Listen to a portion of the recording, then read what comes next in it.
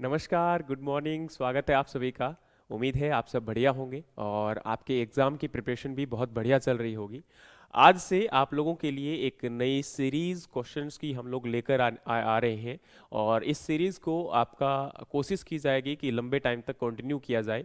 और इस सीरीज़ में हम केवल और केवल जनरल एग्रीकल्चर के क्वेश्चंस को कवर करेंगे। जनरल एग्रीकल्चर का मतलब कि सभी सब्जेक्ट के जो बेसिक और फंडामेंटल क्वेश्चंस हैं और जो किसी न किसी एग्ज़ाम में आ चुके हैं। और ये क्वेश्चन किसी एक एग्ज़ाम के नहीं होंगे क्योंकि जैसे कि एग्जाम्पल के तौर पे हम बात करें तो जनरल एग्रीकल्चर के क्वेश्चन हर एग्ज़ाम में देखने को मिल जाते हैं, यूपीएससी के लेकर आपके छोटे से छोटे एग्ज़ाम के अंदर, है ना। तो चाहे यूपीएससी हो, एएफओ हो, नाबार्ड हो, आरआरबीएसओ का एग्ज़ाम हो, एफसीआई का एग्ज़ाम हो, सेंट्रल वेयर हाउस कॉर्पोरेशन का एग्ज़ाम हो या आपका एनएससी का एग्ज़ाम हो, तो हर एग्ज़ाम के अंदर ये क्वेश्चंस आपके देखने को मिलते हैं। और इवन दो आईसीआर जो पीजी या फिर अगर आप लोग स्टेट एंट्रेंस या एमएससी एंट्रेंस की तैयारी कर रहे हो या इवन दो जो 6 ईयर 4 ईयर की भी तैयारी कर रहे हैं उनके लिए भी ये क्वेश्चंस इंपॉर्टेंट हो सकते हैं।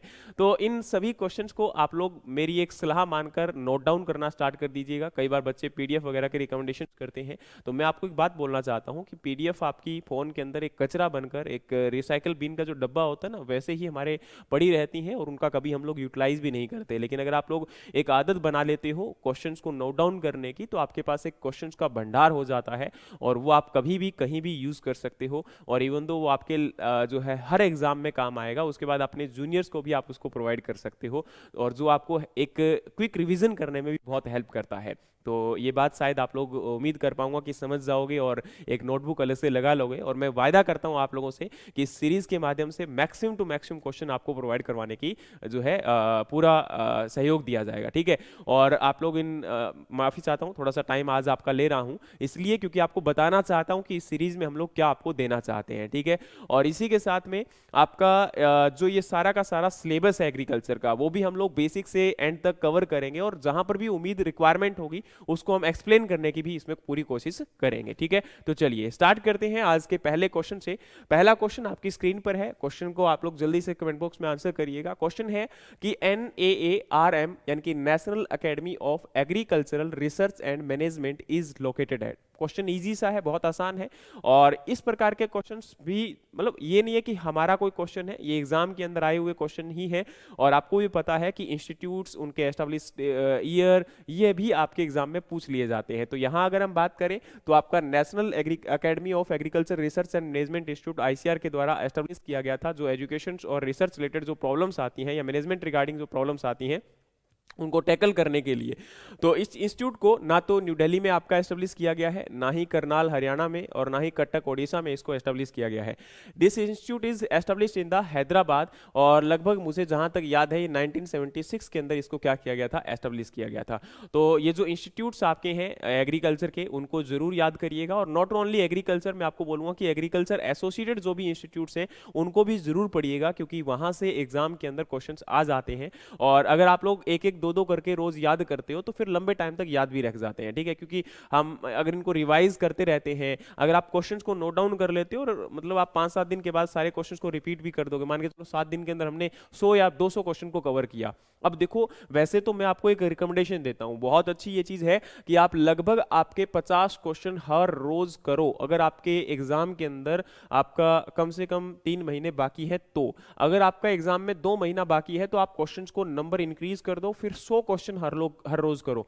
और अगर आपके एग्जाम का टाइम बाकी है 1 महीना तो 200 क्वेश्चन आप लोग हर रोज एग्जाम के लिए कवर करो, ये जरूरी है। इससे आपका एक तो मेंटल स्टेबिलिटी इंक्रीज होगी, क्वेश्चन के अंदर जो ग्रेस्पिंग पावर है वो आपकी बढ़ेगी, एक्यूरेसी इंक्रीज होगी, कहां मिस्टेक कर रहे हो ये आपको पता चलेगा। Practice makes a man perfect, आप लोगों ने बहुत बार सुना होगा। और वो कहावत, सॉरी, जो आपकी एक दोहा भी है कबीर दास जी का, वो भी हमने पढ़ा होगा बहुत बार कि रसरी आवत जात ते सिल पे परत निशान जड़मती हो। अगर हम लोग लगातार वो कहते करत करत अभ्यास ते जड़मती हो सुजान रसरी आवत जात ते सिल पे परत निशान, मतलब अगर हम लगातार प्रयास करते हैं तो हमारा कहते हैं ना कि एक मूर्ख इंसान भी क्या हो सकता है, सफल हो सकता है। जैसे कि आपका एक रस्सी बार बार आने से सिल के ऊपर निशान डाल देती है। अब रस्सी जो होती है वो सिल से यानी कि जो पत्थर होता है उससे वीक होती है, लेकिन फिर भी उसके ऊपर निशान आ जाता है क्योंकि वो बार बार उससे घिसती है। तो ये कहावतें ऐसे ही नहीं बनाई गई, ये बहुत सोच समझ के बनाई गई है और इनको जरूर सीखें, इनको समझें। चलिए, तो यहाँ पर आपका हैदराबाद बिल्कुल सही आंसर आएगा, ठीक है, और ये यहाँ पर आपका लोकेटेड है।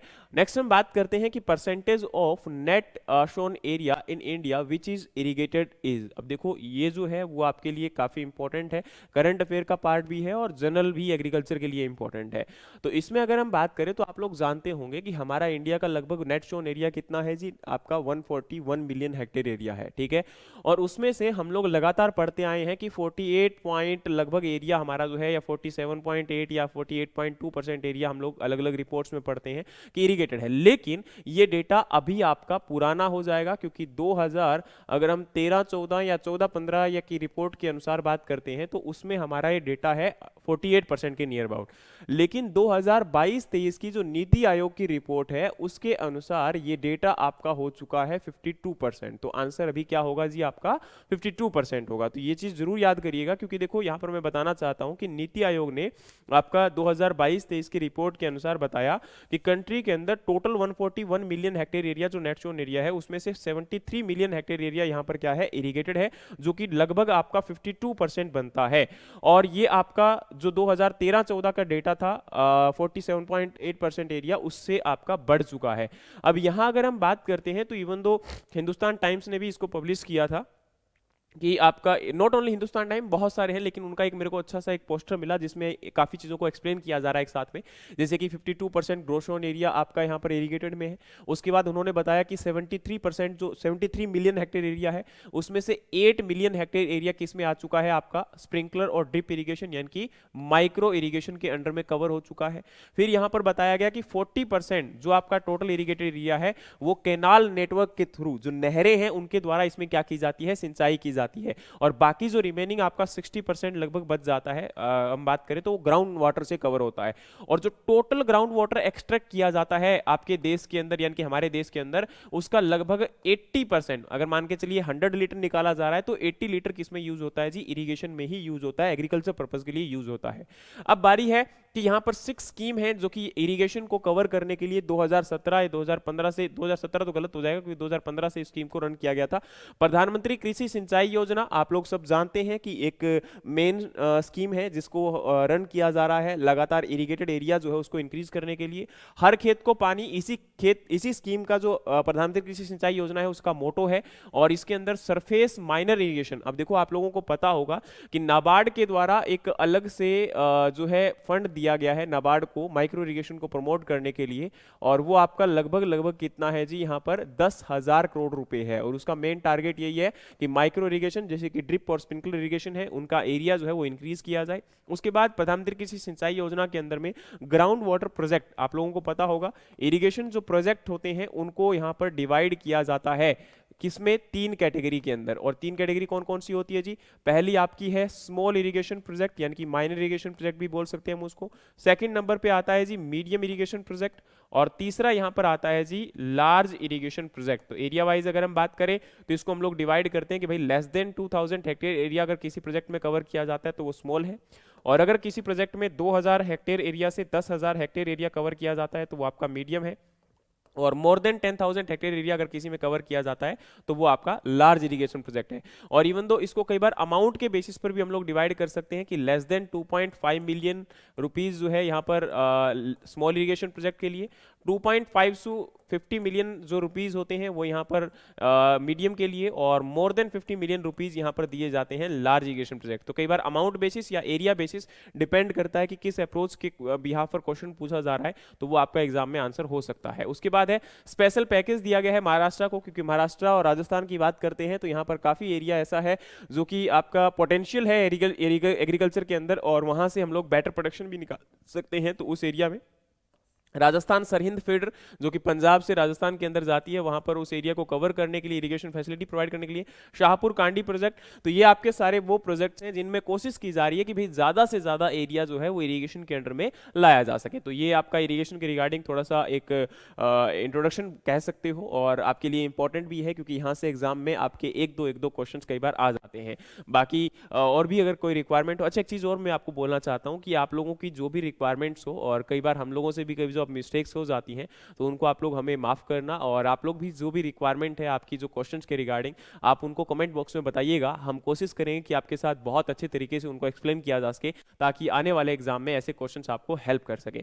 फिर हम बात करते हैं, तो नेक्स्ट आपका क्वेश्चन है sulphur is preferably applied to following crop, कि आपका जो सल्फर है वो प्रेफरेबली मेनली किन क्रॉप के लिए अप्लाई किया जाता है। वैसे तो आप लोग जानते होंगे कि सल्फर एक आपका मैक्रोन्यूट्रिएंट का पार्ट है और ये हर एक प्लांट के लिए बहुत इंपॉर्टेंट है, क्योंकि कारण ये होता है क्योंकि सल्फर आपके प्लांट के अंदर एमिनो एसिड फॉर्मेशन में हेल्प करता है।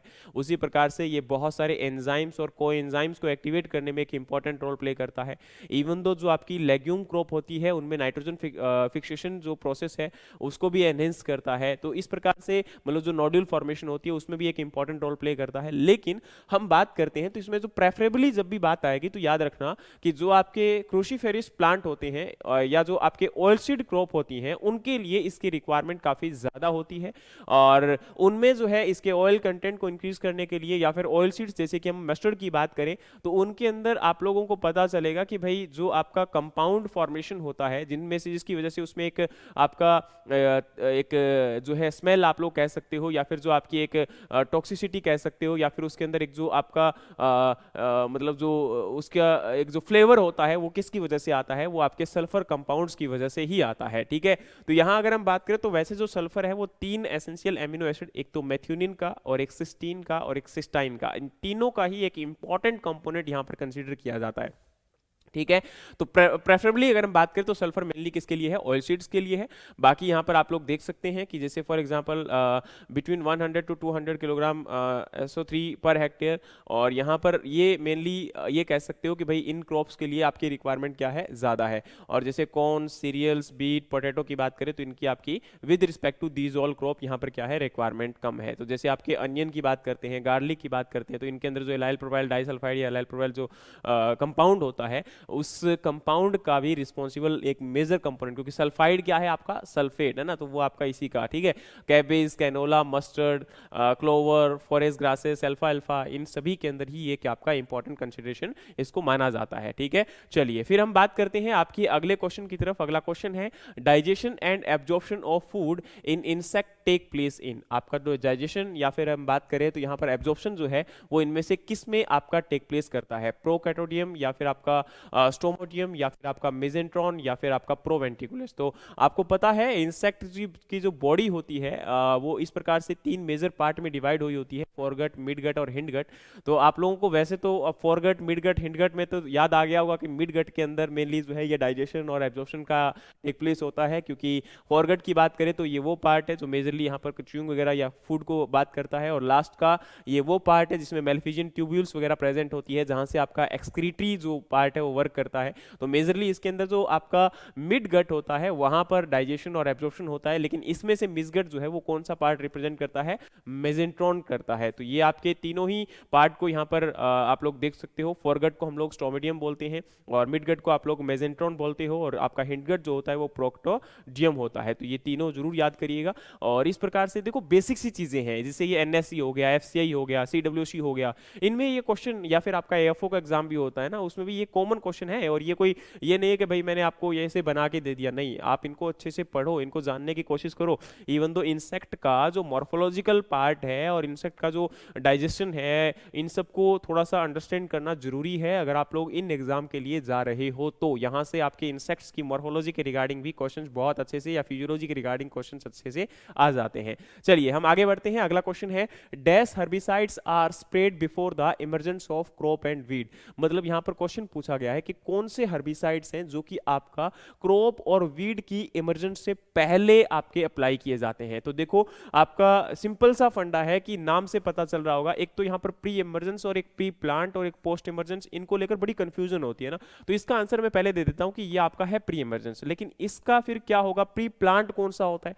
प्री प्लांट का मतलब है कि अभी तक हमने सोइंग ऑपरेशन को परफॉर्म नहीं किया है, तो इसलिए बिफोर द सोइंग ऑपरेशन हम लोग जो सोयल ज्यादातर जो क्या बोलते हैं मिक्सिंग जो करते हैं जिन हर्बिसाइड्स की, जैसे कि फ्लूक्लोरलिन, तो ऐसे हर्बिसाइड्स को हम लोग बोलते हैं pre plant incorporation of herbicide, ठीक है। और वहीं अगर हम बात करें तो प्री इमर्जेंस हर्बिसाइड वो होते हैं जो कि आपके क्रॉप की सोइंग के बाद और जब तक आपकी क्रॉप जर्मिनेट नहीं करती है, या फिर जैसे फॉर एग्जांपल हम लोग कई बार इवन दो जैसे आपका जो मोस्ट कॉमन अभी प्रेजेंट टाइम में यूज किया जाने वाला कंपाउंड है वो पेंडिमेथालिन है, ठीक है। पेंडिमेथालिन को वीट राइस जो आपकी मेजर यहाँ पर इंडियन, अगर मैं क्रॉपिंग सिस्टम की बात करूँ तो वीट और राइस क्रॉपिंग सिस्टम भी हमारा सबसे मेजर यूज किया जाने वाला क्रॉपिंग सिस्टम है, उसमें भी ये आपका यूज होता है। और इसके अंदर अगर हम बात करते हैं तो प्री इमर्जेंस के अंदर आपका इसको यूज किया जाता है पेंडिमेथालिन को, ठीक है। तो यहाँ जो एग्जाम्पल है वो इसी के बारे में पूछा गया। और पोस्ट इमर्जेंस वो होता है मेनली, देखो इसका जो प्री इमर्जेंस और पोस्ट इमर्जेंस की हम लोग पढ़ते हैं ना, पोस्ट इमर्जेंस मतलब इमर्ज होने के बाद, तो मेन जो कॉन्सेप्ट है या जो मेन ऑब्जेक्टिव है वो इसके साथ है कि वीड के साथ। वैसे अगर हम बात करें तो मेनली आपका क्रॉप एंड वीड हम दोनों में पढ़ते हैं, लेकिन मैं आपको बाद में ये बात बोलना चाहता हूं, अच्छे से समझाना चाहता हूं कि मेन जो कहानी है पोस्ट इमरजेंस और प्री इमरजेंस की है वो आप वीड के साथ है, वीड के साथ एसोसिएटेड है। तो ऑब्जेक्टिव उसका जो है वो मेनली वीड को किल करना है, ठीक है। तो वीड को प्री इमर्जेंस से पहले हम लोग जो अप्लाई करते हैं वो प्री इमर्जेंस, और सोइंग हो चुकी है याद रखना। और पोस्ट इमर्जेंस में हम लोग क्या करते हैं यहाँ पर, अच्छा कई बार हम जैसे अगर हम ट्रांसप्लांटिंग के बाद, आपने देखा होगा ट्रांसप्लांटिंग के विद इन जो है डेज के अंदर, अच्छा विद इन आपका 3 to 4 डेज में ही हम लोग इनकी क्या कर देते हैं, एप्लीकेशन कर देते हैं प्री इमर्जेंस हर्बिसाइड्स की। और इवन दो ट्रांसप्लांटिंग के अंदर तो हम लोग प्लांट को देखते हैं कि भाई खड़ा ही होता है एक्चुअली, है ना, तो उस टाइम पर भी हम लोग आपके पेंडिमेथालिन की एप्लीकेशन करते हैं किसके अंदर, राइस के अंदर। तो ये चीज जरूरी है इन चीजों को समझना। और कई बार जो प्री इमर्जेंस कुछ ऐसे भी हर्बिसाइड्स होते हैं जो टॉक्सिक होते हैं कुछ आपकी क्रॉप को लेकर, तो वाकई में उनके इमर्जेंस से पहले ही हमें उनको अप्लाई करना पड़ेगा, वरना वो जब आपका सीड जर्मिनेट कर रहा होगा तो उस टाइम पर उसके ऊपर भी अटैक कर सकता है। तो ये चीजें मतलब थोड़ा सा समझना जरूरी है। लेकिन जब हम प्रैक्टिकल लेवल पे आते हैं तो कई बार कंफ्यूज भी हो जाते हैं। इवन दो इस बार आपके एफओ के एग्जाम में भी एक क्वेश्चन पूछा गया था इसके रिगार्डिंग, है ना, आपको याद होगा। फिर हम बात करते हैं तो आपका नेक्स्ट क्वेश्चन है आपका, which food preservation method involves the storing food in an air tight container and heating it to a specific temperature to destroy the harmful micro organism. देखो यहां पर आपकी फूड प्रिजर्वेशन टेक्निक के regarding, method के regarding question पूछा जा रहा है कि आपका फूड को हम लोग स्टोर कर रहे हैं एक एयर टाइट कंटेनर के अंदर, ठीक है। और उसके बाद उसको हमने क्या किया, एक स्पेसिफिक टेम्परेचर के ऊपर हीट किया ताकि हम उसके अंदर जो हार्मफुल माइक्रो ऑर्गेनिज्म है उनको क्या कर सकें, किल कर सकें। सिंपल सी बात है। तो इसमें पहला है फ्रीजिंग। तो भाई को हाई टेम्परेचर पे फ्रीजिंग तो नहीं होगी, ये तो हमने देख लिया। तो आपका हीटिंग करने का तो मतलब ही नहीं बनता। तो इसमें यहाँ पर क्या होता है कि लोअर टेम्परेचर पे आप लोग जो स्टोर करते हो आपकी फ्रीजर वगैरह के अंदर, है ना, तो हम लोग जो आपका करते हैं। फिर हम बात करते हैं डिहाइड्रेशन। डिहाइड्रेशन का मतलब होता है कि वाटर को आपका क्या करना, रिमूव करना। तो जैसे हम लोग आपके बहुत सारे जो आपके सीड्स वगैरह होते हैं या फिर हमारे जो फ्रूट्स वगैरह होते हैं उनको डिहाइड्रेट करके और उनको जो है स्टोर किया जाता है ताकि वो आपका खराब ना हो, है ना। तो उसमें से मॉइस्चर को रिमूव करने की जो प्रोसेस होती है वो हमारी डिहाइड्रेशन होती है। और पिकलिंग की बात करें तो ये आपका ज्यादातर एसिडिफिकेशन या फिर सॉल्ट सॉल्यूशंस के अंदर हम लोग जो डिप करते हैं, ठीक है, तो वो आपका पिकलिंग कह सकते हो आप इसको, ठीक है। तो जैसे अचार वगैरह जो बनाना आपका प्रोसेस है, ठीक है। लेकिन यहाँ पर कैनिंग जो प्रोसेस है उसको यहाँ पर क्या किया गया था, एक्सप्लेन किया गया था। तो राइट आंसर क्या है जी, आपका ये कैनिंग है, ठीक है। तो ये चीज आप लोग इसको जरूर समझ सकते हो। फिर हमारा यहाँ पर अगला क्वेश्चन है। क्वेश्चन क्या है जरा देखिएगा, problem that can occur in jam due to lower addition of invert sugar. देखो यहाँ पर क्या बोला गया कि भाई एक प्रॉब्लम है जो कि किसके अंदर अकर कर रही है, जैम। आप लोग जानते हो जैम जेली हम लोग बनाते हैं ना, तो इसमें अगर हम बात करें तो जैम के अंदर lower addition of invert sugar, उसके अंदर इन्वर्ट शुगर को कम ऐड किया गया जिसकी वजह से प्रॉब्लम अकर करती है। तो वो कौन सी होती है, तो ये आपकी क्या होती है, क्रिस्टलाइजेशन अकर कर जाती है, ठीक है। वहीं अगर हम गमी जैम की बात करते हैं, शिरपी जैम की बात करते हैं, तो वो ज्यादातर उसके अंदर जो आपका शुगर कंटेंट है वो कम उसके अंदर ऐड करने की वजह से होता है, और प्री मैच्योर सेटिंग जो होती है उसमें आपका टीएसएस कंपाउंड कम होने की वजह से ये जो है देखने को मिलता है। ठीक है, तो ये आपके अलग अलग यहाँ पर सारे ही क्या हैं, जैम के अंदर होने वाली मेजर प्रॉब्लम्स हैं, या फिर ये कह सकते हो कि जैम फॉर्मेशन के दौरान जब जैम की क्वालिटी बढ़िया नहीं होती तो उस टाइम पर ये कुछ प्रॉब्लम्स हमें देखने को मिलती है। कई बार शुगर कंटेंट उसमें प्रॉपर नहीं होता, कई बार टीएसएस कंपाउंड प्रॉपर नहीं होता है, कई बार वाटर उसके अंदर ज्यादा रह जाता है, वाटर हम लोग रिमूव नहीं कर पाते, तो कई ऐसी चीजें यहाँ पर हो सकती है, मतलब मॉइस्चर वाटर का मतलब है। फिर हमारा क्वेश्चन है next, inflation is due to. अब इन्फ्लेशन ये आपका एग्रीकल्चर इकोनॉमिक्स का क्वेश्चन आ जाता है, या फिर हम लोग बात करें तो एग्रीकल्चर मार्केटिंग के रिगार्डिंग कई बार इसका जो है जिक्र आ जाता है। तो इन्फ्लेशन जो है मेनली किसकी वजह से होती है, इंक्रीज इन डिमांड या डिक्रीज इन मनी सप्लाई या इंक्रीज इन कमोडिटी सप्लाई या ऑल ऑफ द अबव। देखो आप लोग जानते होंगे कि हमारा इन्फ्लेशन का मतलब क्या होता है, महंगाई, है ना। तो महंगाई है ना, तो महंगाई कब बढ़ती है, सीधी सी बात है भाई, जब आपकी डिमांड ज्यादा हो और सप्लाई कम हो। लेकिन यहां पर बोला गया कि जब कमोडिटी की सप्लाई हो जाती है, तो सप्लाई अगर बढ़ चुकी है तो डिमांड ऑब्वियस सी बात है उतनी नहीं होगी, और प्राइस जो है वो भी ऑब्वियस सी बात नहीं बढ़ेंगे। अगर मान के चलो कोई भी चीज है मार्केट में, जैसे आप लोग फसल अभी बीजते हो, फसल की हार्वेस्टिंग करने के बाद तुरंत आप मार्केट में लेके जाते हो, उस टाइम पे रेट क्या होते हैं, काफी कम होते हैं। ठीक है, लेकिन ऑफ सीजन के दौरान जब उसकी सप्लाई कम होती है तो उस टाइम पे डिमांड ज्यादा होती है, तो उस टाइम पे प्राइस ज्यादा होते हैं। तो यहां पर डिमांड के बढ़ने से, लेकिन ये आपका जो है वर्ड गलत हो जाएगा। और मनी सप्लाई, मनी सप्लाई अगर घट जाती है,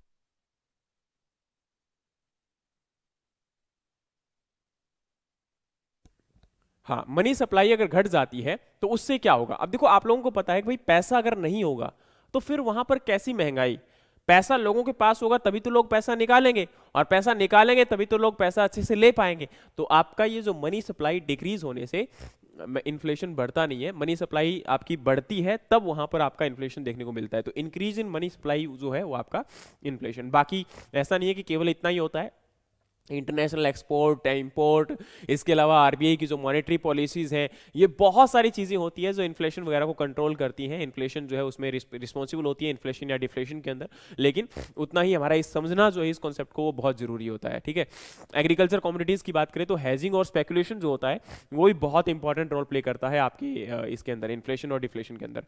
अगला हमारा क्वेश्चन है, plan of activities to be undertaken in particular time sequence is called as, कि मतलब प्लान ऑफ एक्टिविटीज जो है एक पर्टिकुलर टाइम सीक्वेंस के अंदर हम लोग कर रहे हैं, तो वो हमारा किसके द्वारा डिनोट किया जाएगा, plan of work, calendar of work, program planning या फिर प्लान ऑफ एक्शन। तो ये हमारा प्रोग्राम प्लानिंग के द्वारा इसको डिनोट किया जाएगा। ठीक है, उसके बाद अगर हम बात करते हैं तो नेक्स्ट आपका है main component in would is. तो मेन कंपोनेंट अगर हम बात करें तो आपका सेलुलोज, हेमीसेलुलोज, लिग्निन, ये सारे ही उसके पार्ट होते हैं। लेकिन उसमें से अगर हम बात करें तो मेजर पार्ट जो आपका लिग्निन सॉरी वुड का जो बना होता है वो किससे बना होता है जी, सेलुलोज से बना होता है। ठीक है, तो ये भी कॉमन क्वेश्चन है जो आपके एग्रीकल्चर के बहुत इंपॉर्टेंट बनते हैं। और नेक्स्ट आपका है lignotubers are found in. तो लिग्नो ट्यूबर्स जो होते हैं वो यूकलिप्टस प्लांट के अंदर देखने को मिलते हैं। अब देखो मैं आपको एक बात बताना चाहता हूं कि जो क्वेश्चंस हैं वो आजकल आपके एग्रो फॉरेस्ट्रीज जो ट्रीज हैं उनके रिगार्डिंग भी पूछे जाते हैं, और खासकर इनको इंपॉर्टेंस कहां से मिलती है मैं आपको यही बताना चाहता हूं कि देखो सारा तो हम लोग ट्रीज को नहीं पढ़ सकते भाई, बहुत सारे ट्रीज हैं कैसे याद रखेंगे, लेकिन कुछ जो इंपॉर्टेंट ट्रीज हैं उनको जरूर पढ़ लिया करो। जैसे अभी रिसेंटली जो मैंने कल, अगर आप लोगों ने नहीं अभी देखी है तो ISFR यानी कि इंडियन स्टेट फॉरेस्ट रिपोर्ट आ चुकी है 2023 की, और उस रिपोर्ट के अंदर इस बार एक नया फीचर ऐड किया गया था एग्रो फॉरेस्ट्री का चैप्टर। तो उसमें बताया गया था कि भाई आपका एग्रो फॉरेस्ट्री के अंदर जो एरिया है 2023 में वो कितना है, लगभग 1,27,590 स्क्वायर किलोमीटर है, और करंटली 8,289 मिलियन ट्रीज जो है वो अभी प्रेजेंट टाइम में एग्रो फॉरेस्ट्री के अंदर हैं, अवेलेबल है।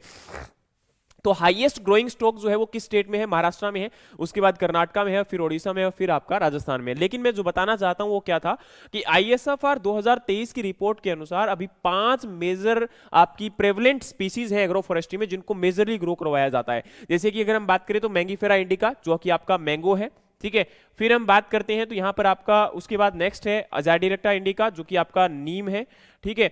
उसके बाद आपका प्रोस्पेरिस जूलिफेरा, ये आपका ये कह सकते हो कि जैसे कीकर जो है ना, जो हमारी विलायती कीकर हम लोग बोलते हैं, तो वो आपकी आ जाएगी। उसके बाद हम बात करें तो एरेका कैटिच्यू, ये आपका जो एरेका पाम वगैरह जो होते हैं उनका, और फिर आपका यूकलिप्टस यानी कि सफेदा, ठीक है। ये जो प्लांट है तो इन स्पीसीज को अच्छे से जरूर आइडेंटिफाई करना, इनके रिगार्डिंग जितने भी फैक्ट्स और फिगर है इन डेटा को अच्छे से आप लोग जरूर पढ़ के जाइएगा। बाकी मैं ये नहीं बोलता हूं कि सारा हम लोग पढ़ सकते हैं, पॉसिबल नहीं हो पाता, लेकिन एटलीस्ट इतना कंटेंट आप लोग जरूर याद करके जाइए ताकि ताकि आपके एग्जाम में अगर यहीं से कहीं से क्वेश्चन आ जाता है तो आप आराम से इनको आंसर कर सको। उसके बाद में हमारा नेक्स्ट है the most abundant type of RNA in cell is. तो मोस्ट अबंडेंट जो आरएनए होता है वो सेल्स के अंदर कौन सा होता है जी? आरआरएनए होता है। ठीक है, चलिए फिर हम बात करते हैं नेक्स्ट आपका mass selection is more effective if heritability is. तो मास सिलेक्शन जो होता है वो कब आपका पॉसिबल होगा?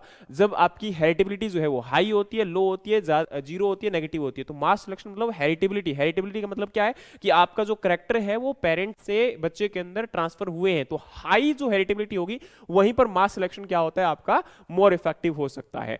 उसके बाद अगर हम बात करें नेक्स्ट आपका है the nutrient which improve the fruit quality. अब देखो फ्रूट की क्वालिटी को इंप्रूव करने के लिए कौन सा न्यूट्रिएंट इंपॉर्टेंट होगा? तो आप लोग जानते हैं, चाहे नाइट्रोजन की बात करें, फॉस्फोरस की बात करें, बोरॉन की बात करते हैं, मैग्नीशियम की बात करते हैं, तो ये इंपॉर्टेंट आपके रहते हैं। लेकिन याद रखना फ्रूट की क्वालिटी चाहे वो पोस्ट हार्वेस्टिंग में हो या फिर आपके प्लांट के ऊपर हो, मेजर उसमें जो रोल प्ले करता है वो आपका भाई साहब पोटेशियम रोल प्ले करता है। ये याद रखिएगा, ये कई बार क्वेश्चन एग्जाम के अंदर आता है और इस क्वेश्चन को हम लोग नेग्लेक्ट कर देते हैं। और ये आपका एक प्रकार से वो इंपॉर्टेंट न्यूट्रिएंट है जो कि स्ट्रेस में भी प्लांट को हेल्प करता है। इसके अलावा पोटेशियम जो है वो प्लांट के अंदर as a policeman of traffic policeman of जो आपका प्लांट है वो भी काम करता है, क्योंकि ये आपका स्टोमेटा की क्लोजिंग ओपनिंग और उसके अलावा जो वाटर बैलेंस है उसको मेंटेन करने में हेल्प करता है। ठीक है, इसके अलावा नेक्स्ट क्वेश्चन है जी buttoning in physiological disorder in. तो बटनिंग आपका जो एक फिजियोलॉजिकल डिसऑर्डर है वो किस प्लांट में होता है? कॉलीफ्लावर के अंदर, कैबेज के अंदर, टोमेटो के अंदर या अनियन के अंदर? तो ये आपका मेजरली किसके अंदर देखने को मिलता है? कॉलीफ्लावर के अंदर देखने को मिलता है। ठीक है, नेक्स्ट हम बात करते हैं तो आपका अगला क्वेश्चन है जी which of the following has wide CN ratio. तो इनमें से वाइड सीएन रेशियो किसमें है? लेग्यूम के अंदर, पैडी के अंदर, फार्मयार्ड मैन्योर या फिर आपका ऑर्गेनिक माइक्रो ऑर्गेनिजम्स। तो अगर हम बात करते हैं यहीं से आपका एक आइडेंटिफाई कर लेते हैं। जैसे हम बात करते हैं लेग्यूम, लेग्यूम कहां पर है जी? ये रहा। लेग्यूम और फार्मयार्ड मैन्योर में लगभग इक्वल होता है, 20:30 से 30:1। तो ये तो आपका बराबर ही हो गया लगभग। उसके बाद है आपका पैडी स्ट्रो, यानी कि रो स्ट्रो में कितना है? 40:60:1 से। और माइक्रो ऑर्गेनिजम्स की बात करें तो ये यहां पर सबसे नीचे है। तो वाइड सीएन रेशियो में क्या आ जाएगा आपका? पैडी स्ट्रो, यानी कि option B is the right answer. तो ये आपका सारा का सारा यहां पर सीएन रेशियो का मैंने टेबल आपको दे दिया है, इसको आप लोग याद कर लीजिएगा। जैसे कि हम सोडस्ट की बात करते हैं, स्ट्रो की बात करते हैं, कॉर्नस्टोर की बात करते हैं, विस्टोर की बात करते हैं, ओट की बात करते हैं, राइस स्ट्रो, अल्फा, कार्डबोर्ड, है ना, कल्टिवेटेड सॉइल, माइक्रो ऑर्गेनिजम्स। लेकिन इनमें से इंपॉर्टेंट जो है इसको शायद आप लोग छोड़ सकते हो, कोई इशू नहीं है। बाकी एक बार जरूर आप लोग देख लीजिएगा क्योंकि यहां से एग्जाम के अंदर क्वेश्चन आपको देखने को मिल जाते हैं। फिर हम बात करते हैं तो what aspect of plant tissue is exploited commercially. तो कौन सा एस्पेक्ट है जो कि मेजरली हम लोग यूज करते हैं as a plant tissue culture के लिए? तो आपका माइक्रो प्रोग्रेशन हम लोग मेजरली क्या करते हैं इसमें? फॉलो अप करते हैं। ठीक है, इसके अलावा अगर हम बात करें तो first BT cotton was developed by. तो फर्स्ट बीटी कॉटन किसने डेवलप किया था? मोनसेंटो ने। कब? 1990 यानी कि 1996 के अंदर किया था। और आपको पता होगा इसके अंदर यहां पर बात करते हैं तो क्राई 1AC ये जीन था जिसको इंट्रोड्यूस करवाया गया था किसके अगेंस्ट में जी? पिंक बॉलवॉर्म के अगेंस्ट में। ठीक है, और याद रखना इसको किल करने के लिए। उसके बाद आपका 2003 के अंदर आपका इंट्रोड्यूस करवाया जाता है बोलगार्ड 2, है ना। ये आपका पहला जो था वो बोलगार्ड 1 था, फिर यहाँ पर बोलगार्ड 2 भी आ जाता है जिसके अंदर कौन सा जीन था जी? Cry 2AB।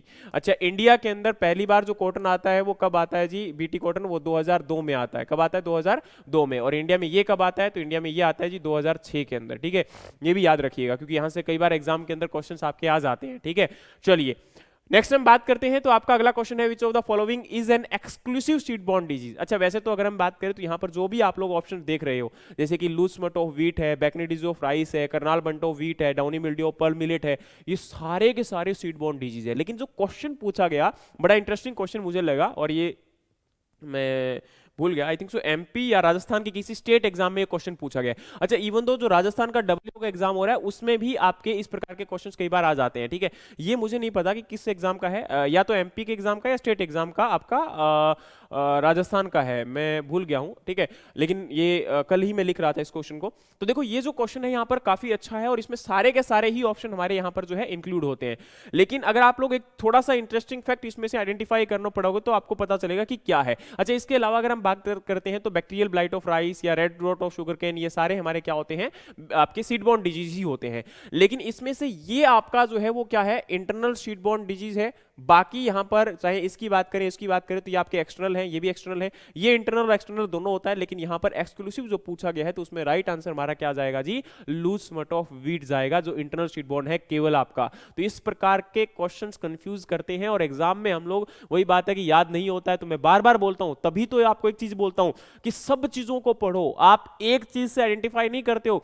हम लोग क्या करते हैं, ये इंपॉर्टेंट थोड़ा ना यार, ये इंपॉर्टेंट थोड़ा ना यार, हमारा ना पढ़ते टाइम वाकई में ये कहानियां हमारे साथ होती है। हम वो आज स्टेज में पहुंच चुके हैं जहां पर हम लोग कम से कम मेहनत के साथ ज्यादा से ज्यादा रिजल्ट पाना चाहते हैं, जो कि सबसे बड़ी मिस्टेक है। मैं ये नहीं कहता कि तुम लोग गधों की तरह काम करते रहो, पर भाई जितना काम कर रहे हो, जो चीज आप लोग 100% अगर इफेक्टिवली कर पाओगे तो आपका उतने से ही सिलेक्शन हो जाएगा। लेकिन सबसे बड़ी दिक्कत है कि हम सारा कवर करना चाहते हैं, हम सब जगह को फाइंड आउट करना चाहते हैं, और इवन तो नई पीडीएफ मिल जाए, नया कंटेंट मिल जाए, नई बुक मिल जाए, कोई नई बुक बता देगा ले आएंगे आज ही, कोई नया कंटेंट बता देगा ले आएंगे आज ही। भाई देखो सिंपल सी बात है, अगर तुम्हारे पास एक अच्छा खासा कंटेंट है और बार बार कंटेंट्स के चक्कर में मत पड़ो, एक कंटेंट को रिवाइज करो, 10 बार करो, 15 बार करो, 20 बार करो, बस कर लो उसको, उसी में से क्वेश्चंस आ जाएंगे। लेकिन केवल कंटेंट का मतलब ये भी नहीं होता कि आप लोग थोड़ी सी एक आधी जो नॉर्मल आपकी जो बेसिक्स बुक्स हैं उनको पढ़कर और चले जाओ। भाई मैं मत बोलो, मैं बार बार बोल रहा हूं कि ये आपकी कॉम्पिटिटिव बुक जो है वो आपको खराब कर देंगी।